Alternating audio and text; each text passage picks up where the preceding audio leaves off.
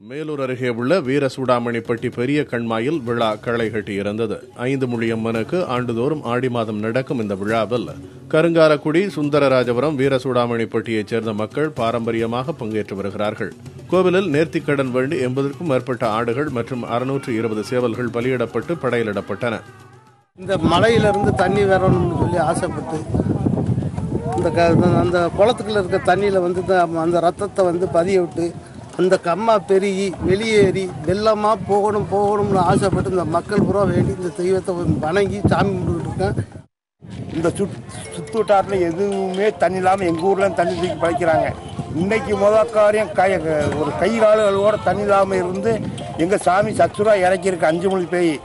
இதை நாங்கள் கும்பிட்டுக்கிட்டு இருக்கோம் ஐயா. வழிபாட்டின் போது பெண்கள் யாரும் கலந்து கொள்வது இல்லை. இந்த திருவிழாவிற்காக சுற்றுவட்டார பகுதிகளிலிருந்து சுமார் 3000க்கும் மேற்பட்ட ஆண்கள் வந்து பங்கேற்றனர். புதிய தலைமுறைக்காக மேலூரிலிருந்து செய்தியாளர் முத்துராஜா.